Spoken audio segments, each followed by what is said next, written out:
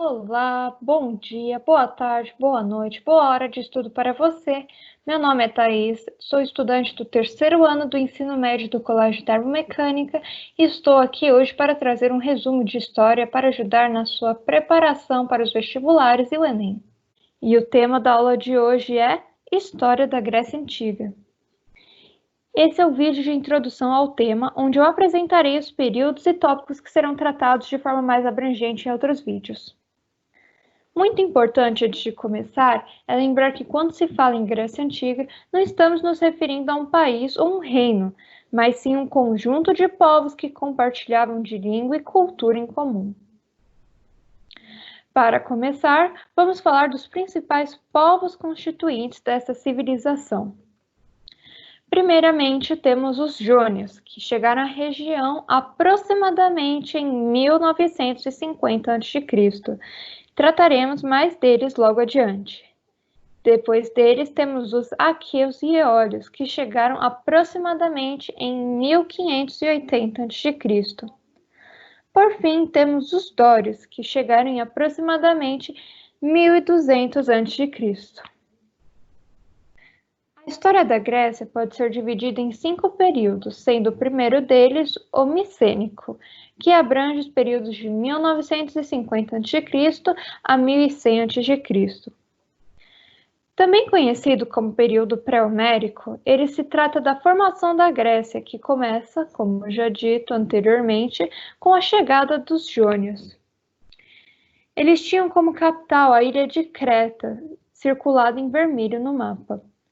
Creta era uma região estratégica no domínio do mar Egeu, o que favoreceu o desenvolvimento do comércio marítimo, no qual foram dominantes até a invasão da ilha pelos aqueus por volta de 1450 a.C.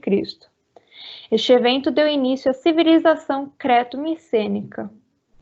O nome provinha do novo centro, que agora se encontrava na cidade de Micenas, localizada na região marcada em roxo no mapa.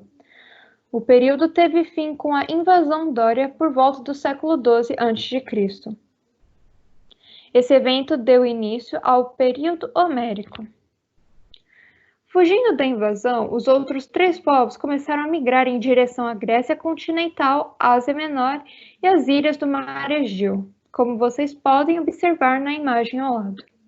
Esse evento ficou conhecido como Primeira Diáspora Grega. Por conta dessa fuga acelerada, houve uma grande degradação das organizações sociais e políticas, o que acarretou no abandono da arte, por exemplo. O final desse período é marcado pela formação das cidades-estado, o que dá início ao período arcaico. Nessa época, há o desenvolvimento das cidades-estado, tendo em destaque Atenas e Esparta como as mais famosas. Atenas como centro cultural, científico e filosófico, e Esparta centro militar da Grécia. Até aquele momento, as instituições políticas da época eram comandadas por monarquias familiares. Porém, com o aumento do poder dos guerreiros, as famílias que não tinham exércitos próprios eram obrigadas a ceder suas terras para eles, o que dá início à formação de uma aristocracia. Os pequenos proprietários de terras, com medo de acabarem se tornando escravos por dívidas, começam a migrar para outras regiões, dando início ao processo de colonização grega. Esse movimento ficou conhecido como Segunda Diáspora, e a região dominada nesse processo é chamada Magna Grécia, como pode ser observado na imagem ao lado. Essa expansão territorial acabou sendo muito vantajosa para os comerciantes, que começaram a ganhar poder e influência, formando uma nova aristocracia em oposição ao poder dos guerreiros. Após isso, temos o período clássico, que é caracterizado pelo apogeu das cidades-estado, o auge da democracia ateniense e também um período marcado por muitos conflitos, como as guerras médicas entre os gregos e os persas, e a Guerra do Peloponeso entre os próprios gregos. A divisão provocada por este último evento acabou por enfraquecer os gregos, permitindo a sua dominação pelos macedônios, que marca o fim desse período e o início do período helenístico. Todos esses eventos citados anteriormente serão abordados mais detalhadamente em outros vídeos. Bem, Então, temos o período helenístico, que pode ser dividido em duas fases, sendo a primeira de 338 a.C., 323 a.C., que é o momento em que a Grécia está sob o domínio da Macedônia, que através da dominação de outros povos continua em um processo expansionista. É nessa época que temos a figura de Alexandre o Grande. A segunda fase vai de 323 a.C. a 275 a.C.